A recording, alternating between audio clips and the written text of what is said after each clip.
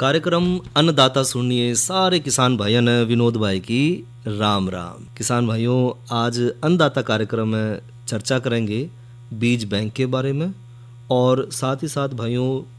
जानकारी लेंगे कृषि के लिए जल के महत्व पे और आज की नसीहत के तहत चर्चा करेंगे कृषि में फसल चक्र के महत्व पे और साथ में भाइयों का करवाएंगे मनोरंजन और दूसरे जो समसामयिक विषय हैं उन पर भी करेंगे चर्चा। तो भाइयों शुरुआत करें एक चर्चा है बीज बैंक के बारे में। किसान भाइयों, हम सब जाना कि भोजन का आधार बीज है और इसके बिना दुनिया भूखी रह जाएगी। साथ में जो पौधे की जितनी भी प्रजातियां हैं उनमें तो लगभग जो ज्ञात प्रजाति में लगभग 40,000 प्रजाति सामने आई हैं और पोषण और पर्यावरणीय जो जरूरत है उसने पूरा करने खातर कई प्रकार के बीजों की हमने जरूरत पड़े है और बीजों में भाइयों प्रजातियों और उनके जो पुनर्जीवित करने की या जैव विविधता है उसको बढ़ावा देने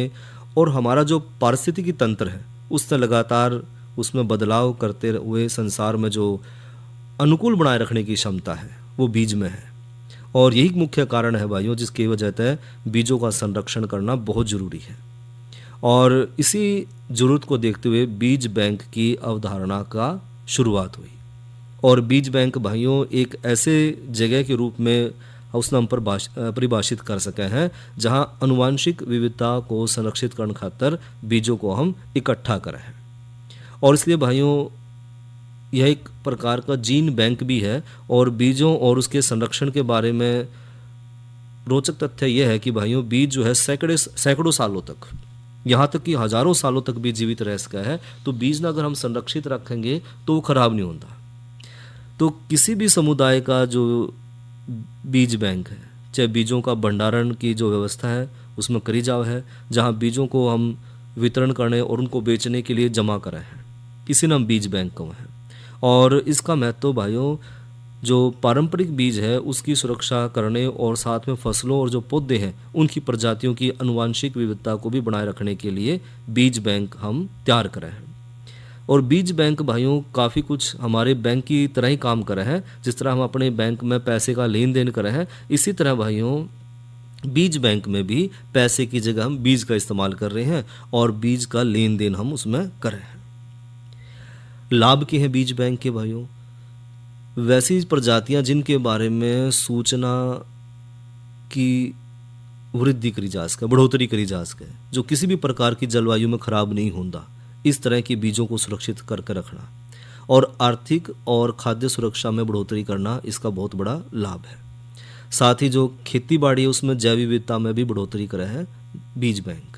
और इसका इस्तेमाल भाइयों जैविक खेती को बढ़ावा देने के लिए भी करा जा रहा है और साथ ही भाइयों फसलों की जो उत्पादकता है उसने भी बढ़ाने में मदद करा है बीज बैंक। तो बीज बैंक बनाया किस तरह जाओ है और किस तरह हम इसकी शुरुआत कर सके हैं। तो बीज बैंक बनाने खातर भाइयों सबसे पहला ऐसे लोगों की जरूरत पड़ा है जो मेहनती हों और अगर ऐसे लोगों का हमने समूह मिल जाए तो वो बीज बैंक की जो दिन भर की जो गतिविधि है उनका प्रबंधन आसानी से कर पाएंगे। और यह समूह भाइयों महिलाओं का स्वयं सहायता समूह भी हो सका है या कोई और जो अन्य इच्छुक है वो भी एक समूह बना सका है। और बीज बैंक के प्रबंधन खातर भाइयों कुछ बातों का ध्यान रखना बहुत ज़रूरी है, जिस तरह बीज का सही तरीके से भंडारण करना। अगर बीज का भंडारण सही तरीके से नहीं होया तो बीज सारा खराब हो जाएगा। दूसरा हमने ध्यान रखना है कि ज़रूरतमंद को बीज उधार जरूर देना है, क्योंकि बीज बैंक का उद्देश्य ये है कि जिसने बीज की ज़रूरत है उसको आसानी से बीज हम मुहैया करा सकें। साथ ही भाइयों बीज उधार पर देने और वापस लेने का ब्यौरा भी हमने लिख कर रखना है कि कितना बीज किस तरह कितनी मात्रा में हमने दिया और कितना बीज हमने वापस लिया। और साथ ही भाइयों जो वापस किया गया बीज है उसमें तो अच्छे बीज का चुनाव करके उसका भंडारण करना है। साथ ही मांग में रहने वाले जो बीज हैं उनका रिकॉर्ड रखना है, जिनकी ज़्यादा डिमांड है, बाज़ार में ज़्यादा ज़रूरत है, तो उनका रिकॉर्ड तो हमने खास तौर पर रखना है। और साथ ही भाइयों जो स्थानीय बीज है उसकी किस्मों को भी हमने बढ़ावा देना है ताकि एक निश्चित क्षेत्र में वहाँ पर जो है उस तरह की फसल ज़्यादा से ज़्यादा उगाई जा सके। और इसकी सदस्यता की बात करें तो भाइयों कोई भी अपना गांव का कोई छोटी सी रकम देकर सामुदायिक बीज बैंक का सदस्य बन सके है और सदस्य को भाइयों बीज निःशुल्क मिला है। जो बीज को रोप कर उस तक फसल तैयार करे है, और फसल तैयार करने के बाद भाइयों बीज बैंक में जितना बीज उसने लिया था फसल उगाने खातर उससे दुगना बीज वो उसमें वापस कर सके है। और जो बीज बैंक है ये कई तरह से कारगर है, क्योंकि बीज बैंक का इस्तेमाल भाइयों किसानों द्वारा सैकड़ों सालों के दौरान विकसित करे गए जो जलवायु अनुकूल बीज हैं उनको रखने में बड़ी मदद करे है। ऐसे बीज जो विपरीत परिस्थिति में भी उगने की क्षमता रखते हैं, ऐसे बीज भाइयों जिस तरह उदाहरण के तौर पर वो बीज जो अकाल प्रतिरोधी हैं, यानी कि जब सूखा पड़ा है अकाल पड़ा है तो उस दौरान भी उन बीजान लगा कर हम फसल ले सके हैं। इस तरह के जो दुर्लभ बीज हैं उनको संरक्षित करके रखना है। और ये बीज भाइयों जलवायु की जो अनियमितता है उसके कारण होने वाले जो खेती बाड़ी से संबंधित संकट हैं उन संकटों में भी महत्वपूर्ण भूमिका निभाने में मदद करें हैं। और इसके अलावा भाइयों ये आपके जो समुदाय में सूचना और जो संसाधनों की साझेदारी है उसको बढ़ाने में भी मदद करे है, जिससे उत्पादकता में बढ़ोतरी होगी। और साथ ही भाइयों जो बदलती जलवायु है उसके कारण होने वाली जो समस्याएं हैं उनका भी समाधान हमने मिलेगा। साथ ही जो स्वयं सहायता समूह है, जिस तरह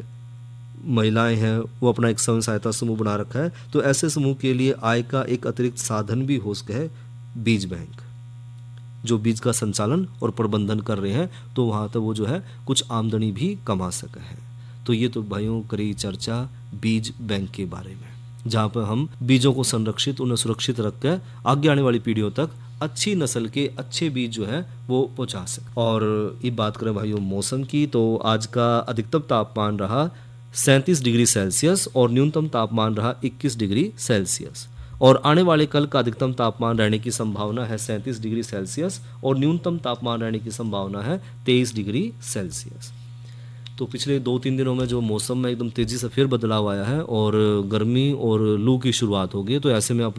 हमने स्वास्थ्य का ध्यान रखना है। और साथ ही भाइयों लेवल जानकारी कल के कृषि कार्यक्रम के विषय की। तो कल है भाइयों दिन वीरवार और कल किसान वाणी कार्यक्रम में चर्चा करेंगे वैज्ञानिक विधि से बाग लगाएं। और साथ ही भाइयों नई फसल नई उमंग के तहत चर्चा करेंगे मिर्च टमाटर और बैंगन फसल की देखभाल पर।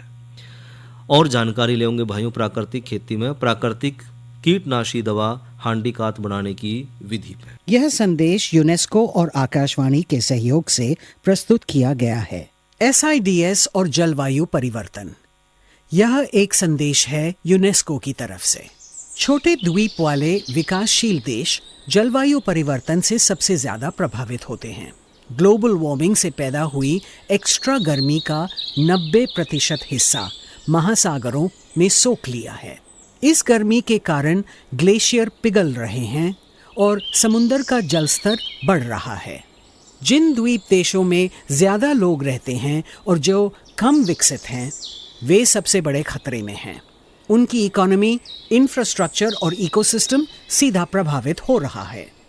समुद्र का स्तर बढ़ने और तेज ट्रॉपिकल तूफानों से तटीय इलाकों में लहरों का तूफान, तटीय कटाव, खरे पानी का घुसना, फसल खराब होना और पानी की कमी हो जाती है। कुछ द्वीप तो निर्जन भी हो सकते हैं। यह एक दिलचस्प तथ्य है। किरिबा, मालदीव्स और वानुआतू जैसे एशिया पैसिफिक के द्वीप देश दुनिया के सबसे ज्यादा जलवायु परिवर्तन से प्रभावित देशों में गिने जाते हैं। और इब करवाऊं भैया का मनोरंजन सुनेक रागणी। अरे लाड चाव मट्टी में मिल गए,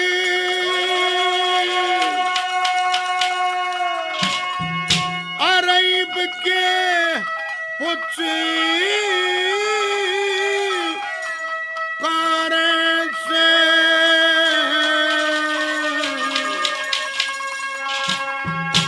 और भूप सिंह भाई तेरी बहू मन तान्या ते सारे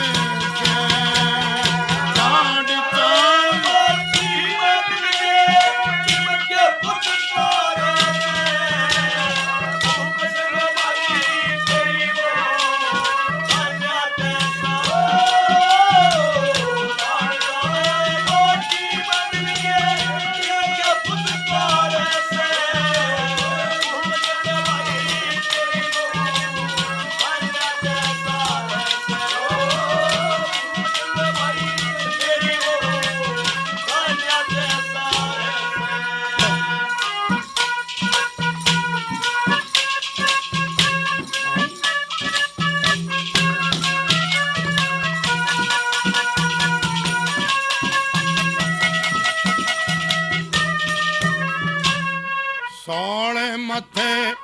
कदे ना बोले भाई सोले मथे कदे ना बोले जी चावे घर जाने कदे न रजी ओ कहती आदेवर भोजन खा ले मन पानी मंगा पीवण ने बोलिया पे पी प्याले जगणी को संबंधी का भूखा जड़े नौटंकी ने जाने गणी को संबंधी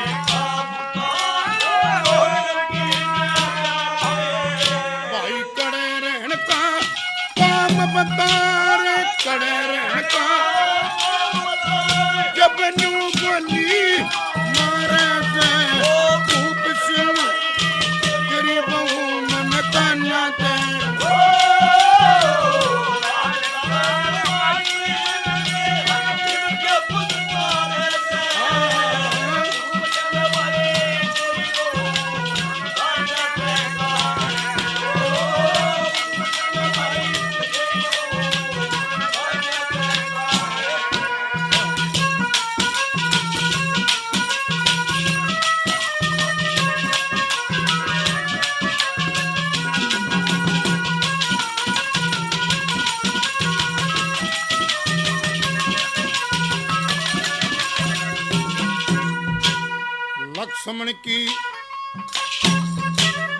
लक्ष्मण की जो बन्या फिरूं था भाई कायत करी भाई कैसी चीज जगत में और नहीं से प्यारी श्री राम लक्ष्मण शत्रुघ्न नैया जाने दुनिया सारी राज तिलकी गेंद बना के भरत ने ठोकर मारी राज तिलकी पर आज काल भाई के चरण रे आज काल अरे खुद भाई तारे से खूब सुन भाई तेरी गाना ते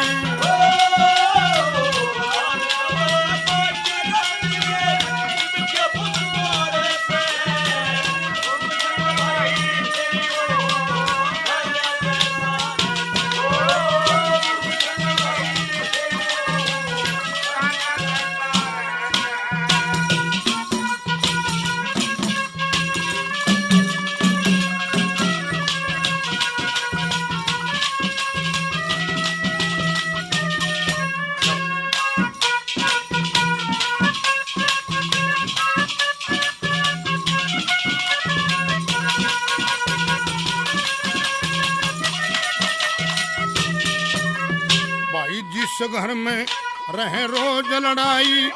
जिस घर में रहे रोज लड़ाई न्यों के से गुजारे सब कुणबे की एक सलाह बिन सब दुखी न्यारे न्यारे घर के मानस लड़या करे जब गैर बनया करे प्यारे तेरी बहू के झगड़े न जाने पकड़ पड़ोसी सारे तेरी बहू के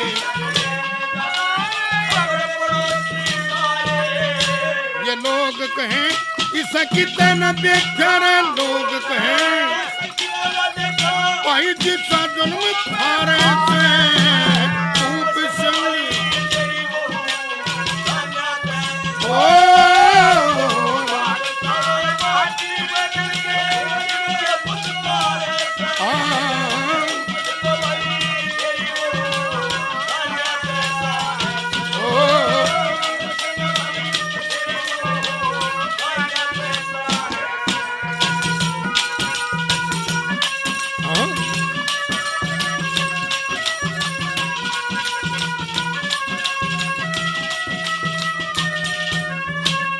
काम करण में कसर ना छोड़ूं काम करण में कसर ना छोड़ूं मेरे लायक जो से कार व्यवहार करण में बता मन कद के करया लगो से तन बाप बराबर समझू था मेरे नहीं जगर में दोसे बड़ी भाभी ने छोटा देवर बेटे के सौ से बड़ी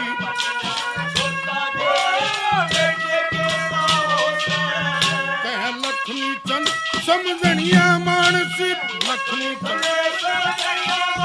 भाई सब तेरिया हार से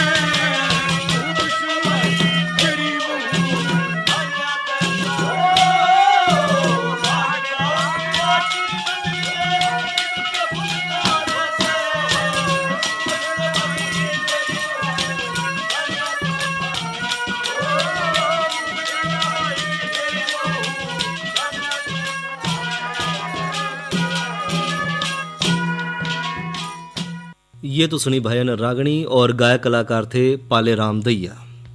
और भाइयों इब करें चर्चा आज की नसीहत के तहत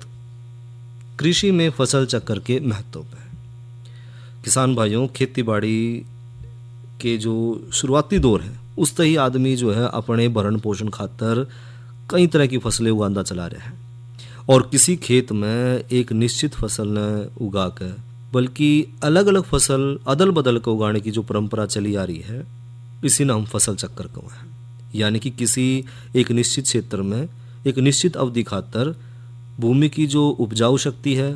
और उसकी जो उत्पादकता है उसने बरकरार रखने खातर अगर फसलों ने अदल बदल कर बोएं इसी प्रक्रिया नाम का है फसल चक्कर। और मौसम के अनुसार भाइयों हम फसलों का चयन कर रहे हैं कि हमने कौन सी फसल मौसम के हिसाब से कब लगानी है। और साथ ही भाइयों किसी खेत में लगातार एक ही फसल एक ही तरह के जो फसल चक्कर हैं अगर हम उन्हें लगातार अपनाते रहे तो जो फसल की उत्पादकता है वो कम होनी शुरू हो जाए। और साथ ही देश के जो अनेक भाग हैं उनमें सबसे ज़्यादा जो प्रचलित जो फसल प्रणाली वो है धान गेहूँ। और ये जो धान गेहूँ आधारित फसल चक्कर है इसमें जो हमारे प्राकृतिक संसाधन है उस पर बहुत ज़्यादा दबाव पड़ रहा है,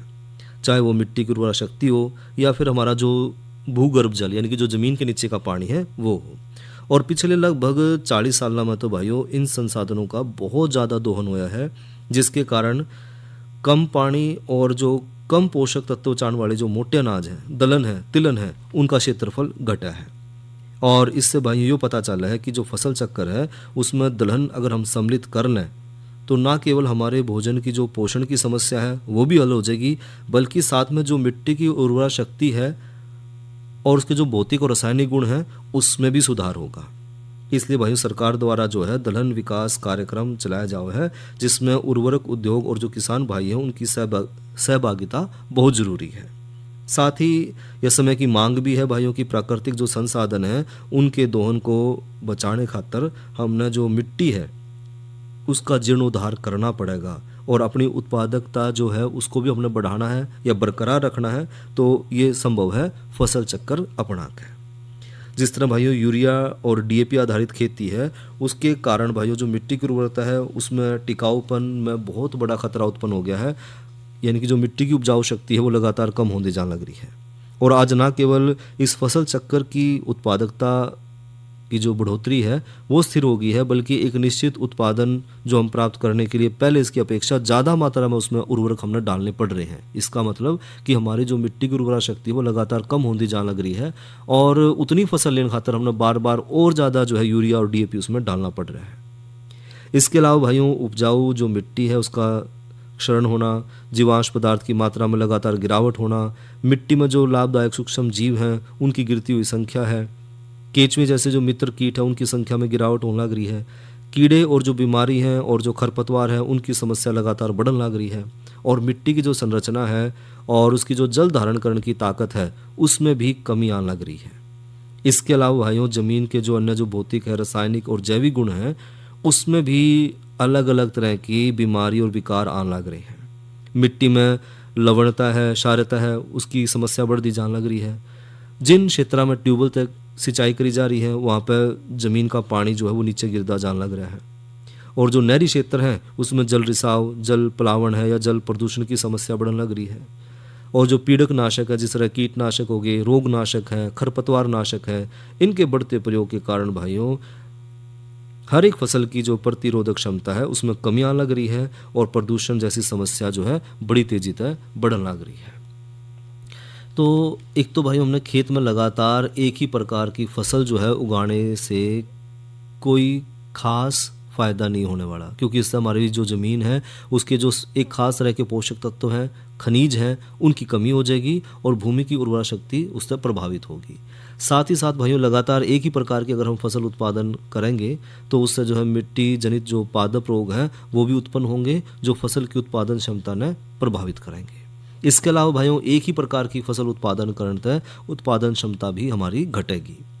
और इन समस्याओं तक निपटने के लिए भाइयों फसल चक्कर का सिद्धांत हमने जरूर ध्यान में रखना है। और फसल चक्कर में भाइयों हमने दलहनी फसलों का समावेश करना बहुत ज़रूरी है, क्योंकि भाइयों दलहनी फसल तय जो है एक टिकाऊ मिट्टी की उपजाऊ शक्ति और उत्पादक दोनों बढ़ेंगे। और अधिक लाभकारी फसल चक्रों में भाइयों रबी में चना हो गया, मटर है, मसूर है, और खरीफ में भाइयों अरहर, उड़द, मूंग, लोबिया, राजमा आदि का हम प्रयोग कर सके हैं। और बात करें भाइयों फसल चक्कर में बदलाव की, तो एक तो बेहतर जो उर्वरता प्रबंधन है और संसाधन है उनके संरक्षण खातर अगर हम उत्तर पश्चिमी भारत की बात करें तो धान गेहूँ जो फसल चक्कर है उसकी जगह पर अगर हम बेबी कॉर्न, मक्का, अगेती, आलू पछेती और गेहूँ मूंग या लोबिया आलू, या फिर भाइयों ग्रीष्मकालीन मक्का है, मक्का गेहूँ मूंग है, या मक्का आलू और मक्का आलू ग्रीष्मकालीन मूंगफली, मक्का सरसों और ग्रीष्मकालीन मूंगफली और बेबी कॉर्न जैसे अगेती, सरसों, पछेती, गेहूं, मूंग फसल का चक्कर भी किसान भाई इसमें अपना रहे हैं और काफ़ी लोकप्रिय भी हुआ है ये। और इसी तरह भाइयों इन फसल चक्रों के कारण जो है किसानों को साल भर में आमदनी भी बढ़िया मिला है। और इसके अलावा उनकी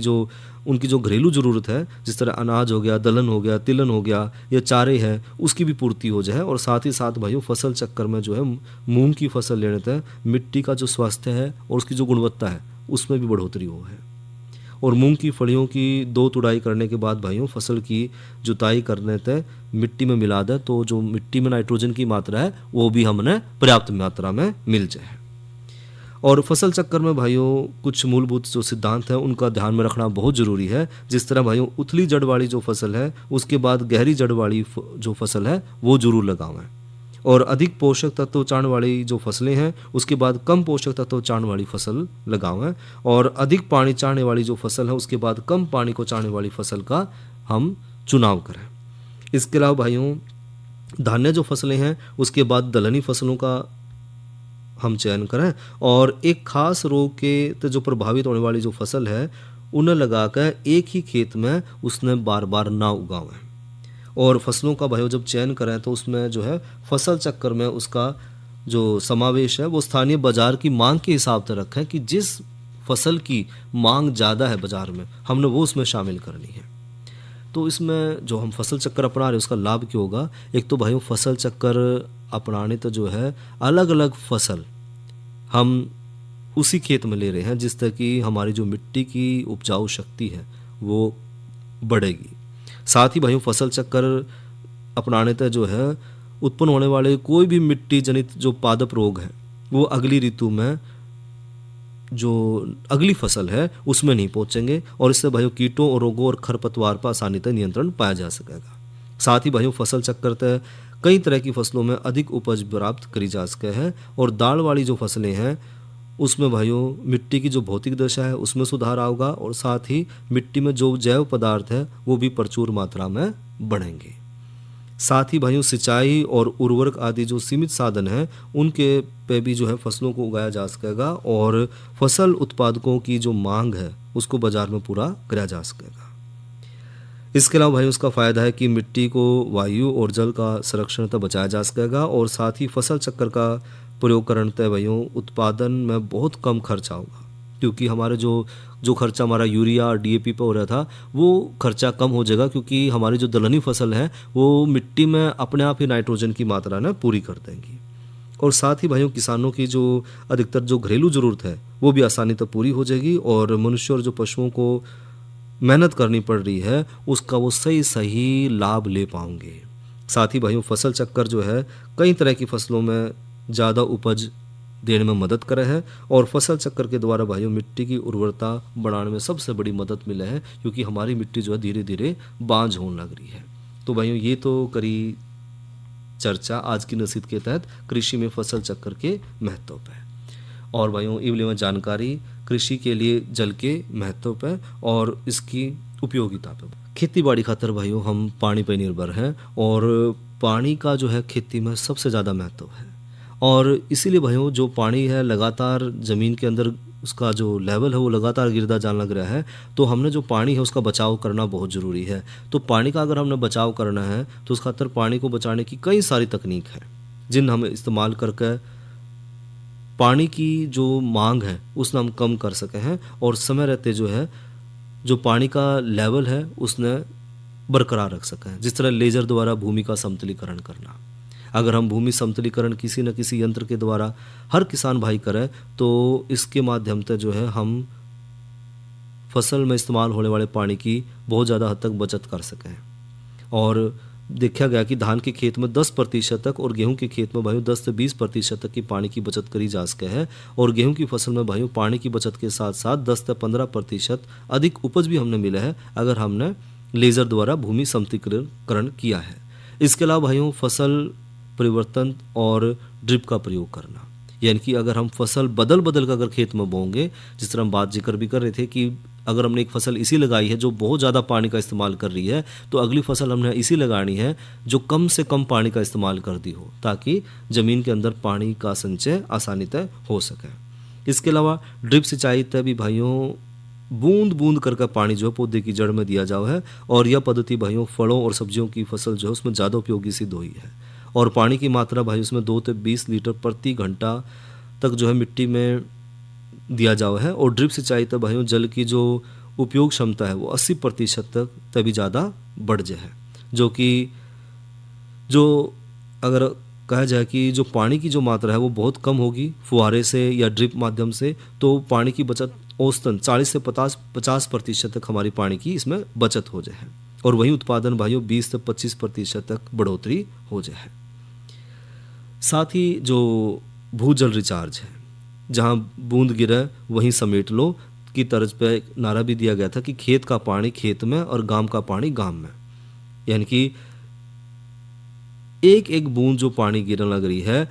वो हमने इकट्ठी कर लेनी है